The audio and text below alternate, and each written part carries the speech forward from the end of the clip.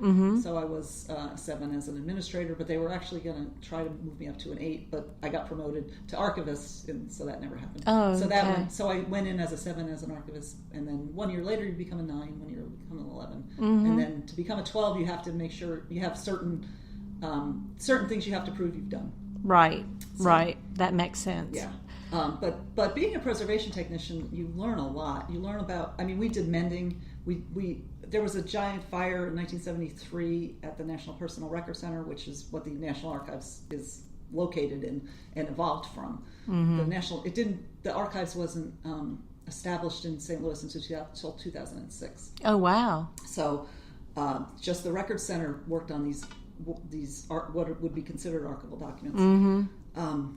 And the fire destroyed about 16 million records. Oh. And the records that survived are in various states of either burnt or moldy, or in some cases the fire did not touch it. So my father's, and they were official military personnel files for the Army and Air Force into the early 60s. Mm-hmm. So World War I, World War II, Korea, a lot of those records burned. Oh, my. A lot of them didn't, though. Oh, and good. None of the Navy and Marine Corps records burned. None of the Coast Guard records burned. Gosh. I shouldn't say none. There might be like 1 or 2 that might have been on somebody's, there Right. might have been in the wrong place or something. Right. They don't really know because they didn't, the way the record centers work, you get a box of records. You don't have the name of everyone whose record's in there. Sure. So that's what the preservation department at the National Archives at St. Louis does, is it cleans records, it mends records, it does holdings maintenance. Mm-hmm. And a lot of it is driven by requests. It's all driven by requests for the most part. The Personnel Record Center gets about 3,000 requests a day, but not all of those are for... some people just want this one document, the separation document out of the record, to prove that they were in the service and the character of their service. And that way you can apply for benefits or benefits for your family, or get medical help through the VA. Gotcha. But if you want genealogy, you're going to want the whole record. Yeah. And a lot of the auxiliary series at the National Archives at St. Louis are records that help recreate service for people whose records might have burned in the fire. So Gotcha. we have really, really interesting records. And when I moved over to the archives, I became the subject matter expert on the Veterans Administration claim files for World War I era veterans. And what's also interesting about those is a lot of those records were from people who were in the Civil War. Oh my goodness. Because in the 1920s, the Veterans Bureau consolidated all, like if someone still had, was alive who was getting benefits for a Civil War vet, they consolidated that record and they gave it a new number, and because you were going to continue to get paperwork from it, and they kept all that together. So that was really exciting once we started working on those. I mean, the World War I to me are super exciting. Yeah, too. yeah, I mean, definitely. I found it was amazing. Like, I did National Archives Research Services Department does a virtual genealogy fair every year. Mm-hmm. And last year I presented about these love letters I had found in this one record. And fantastic. Raising. And of course, a lot of these stories end sadly, and that guy died of the flu after being court-martialed for being on guard duty and getting drunk and letting somebody out. Oh, no. Unfortunately, a lot of the stories you find is like, oh, yeah. This guy died. Oh, my gosh. No, it's a fascinating period. Oh, yeah. Especially now that we're 100 years away. I know. So that was roughly what? Okay. So I got hired at the National Archives in 2010. Mm-hmm. Doing that right? 2009, I got back from our trip, 2010. And I moved over to I guess that's right. I moved over to the archives in 2013. Oh, okay. And I left the National Archives at St. Louis last October. So, wow. So you were there for quite a while. Yeah. Yeah. Yeah. And what was the move to St. Louis like? Well, it was fun. It was okay. It was hard to leave New Mexico because New Mexico is so beautiful, and you miss the mountains. But I was not having much luck finding an archival job there. Yeah. And I thought this would be a good in for a job with the federal government. And I didn't really care about the federal government per se. I just like the idea that there are places you can work all over the country that are part of the federal government. Yes. If I had my dream would be to be the archivist at Yellowstone. Oh, wow. But I don't think that's going to happen. Oh, goodness. But I know, I would just love to work in a national park, but those jobs are very, very hard to get. I'm sure. There aren't that many. Mm-hmm. There aren't that many archivists that work for the National Park Service, mm-hmm. and they don't pay as well as the National Archives and Records Administration jobs do either. Interesting. Or even like Air Force archivists or Navy archivists. They make wow. more money. So okay. It's just different. Yeah. So, does a particular project or series of records stand out from your time in St. Louis? Other than the claim files, mm-hmm. there were we worked on court martials. We did a lot of research with court martials, also for super interesting records. We had it's a very busy place. It has more than 600 employees overall in the Personnel Records Center. The archives staff is about 40. I guess it's around 40, mm-hmm. maybe 50. Mm-hmm. It's always driven by request driven. So there's not a lot of.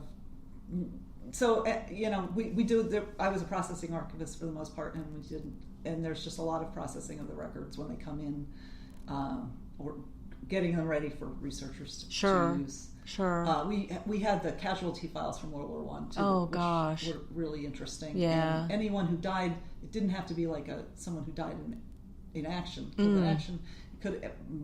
Vast majority of people who died in World War One died of the flu. Oh no. Influenza. So, yeah. Or pneumonia related to mm-hmm. influenza, and so you see a lot of those too. And it was people overseas and people stateside. One of the nice things is there's a lot of people in Europe who adopt graves. Oh. And we'd get a lot of requests for people wanting to know about the person whose grave they adopted. Oh goodness. And so that's really that nice. sounds very touching. Both World War One and World War II cemeteries. Very there. cool.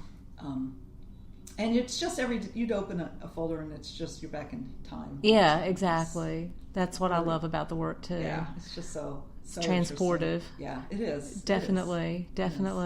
Well, speaking of transportation, you didn't stay in St. Louis. No, so how did that transition take place? Okay. Well, I should say I sold the RV. We did sell the RV. Oh, okay. So when we finished our trip, we sold the RV.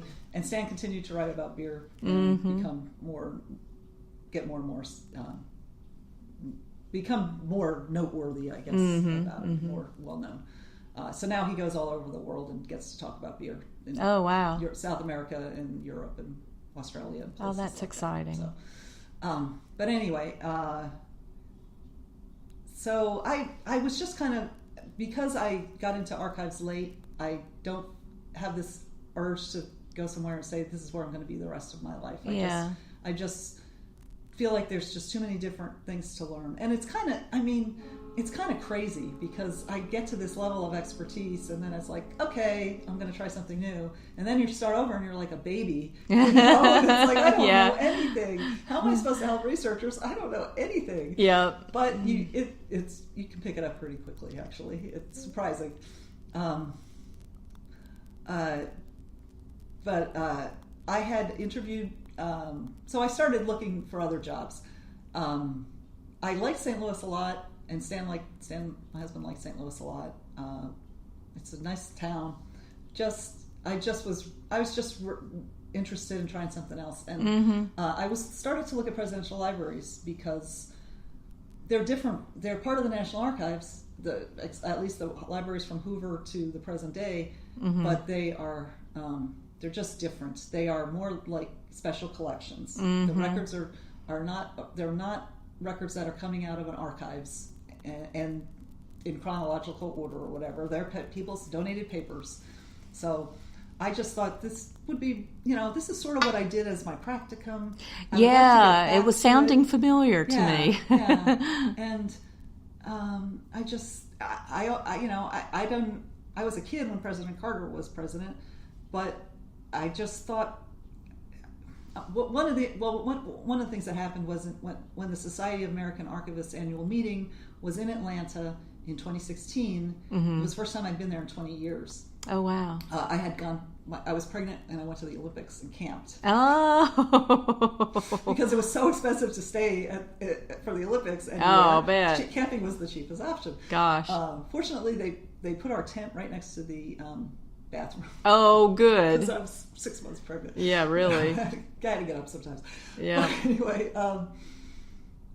so I hadn't been to Atlanta, and my coworker Kara Moore, now Daria Labinsky, and I spent a day before the conference. We visited the Martin Luther King National Historic Site and the park there, and then we walked up to the Carter Library, and it's beautiful. And if you ever get a chance to see it, it's in a park called Freedom Park. Aww. And it's beautiful grounds, and we have trails all over, so people are always jogging by. The Carter Library is next to the Carter Center, which is the nonprofit human rights organization that President Carter works very closely with. They eradicated. They funded research that eradicated guinea worm almost 100% in Africa. Nice. And they President Carter and Rosalind Carter would certify elections, and and do other human rights work. Sure. So they're all together. It's a beautiful buildings, beautiful grounds. We have a Japanese ground. We have a beehive in the back. Oh, fun.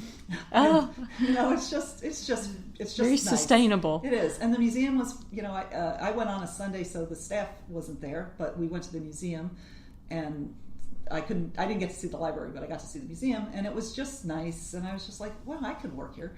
And I didn't really think anything out of it. But I started, about a year later, I started looking for other jobs. And I looked at presidential libraries, and there really wasn't much coming down. And then I interviewed for one, and I didn't get it, and I worked on what I thought I needed to do to try to get a job in the presidential library after that. One of the things I thought they might ask me was, like, are you an expert on President Carter? So I did read a book. I did read his biography before I did the interview, just in case.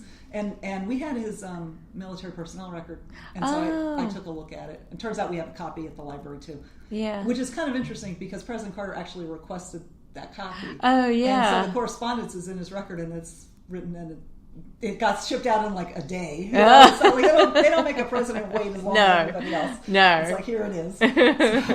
So that was kind of funny. Yeah. So anyway, I got the Carter Library was hiring, and I interviewed, and I got hired, and I started October 30th. Awesome.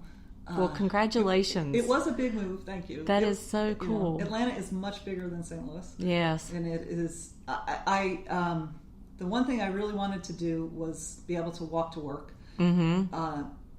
I said I would sell my car if we had to. I didn't end up having to sell my car, but I don't drive it very much because I am able to walk to work. It's a mile and a half. Yeah. I can get there in 25 minutes if I make the lights. Right. For the lights. Of course. It's, and I enjoy it. It is different.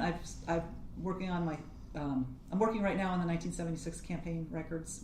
Fun. Which are interesting. Yes. It's a giant collection. I'm sure. And, I'm working on a few states, and I finished Texas, and I'm working on Connecticut. I just finished Connecticut actually, so I think I start Massachusetts. And they're fun. They're interesting records, and it's I hadn't ever really, I'm a history buff, so I've read a lot of history, but learning about how a campaign operates and all the little tiny things they have to deal with, and all the the pressure on them to get, like, we need President Carter here, or we need at least somebody has to come here, and what about these guys, and this person's mad because they want to work and you're not calling them, and it's just fun. It's just, you find a lot of interesting stuff, and you find there are some, like, letters from people that are sort of off, not the most, what should I say? They're just congenial. There are people who are kind of nasty. But there are people who are just sort of big believers in, like, UFOs and things like that. One of the things, and there's a lot of stuff that's very 70s, like there was an article about the witches voted for Carter. You know, Oh, witches, wow. Yeah, the witches vote. I mean, can you imagine now? Like, and just this little, I don't think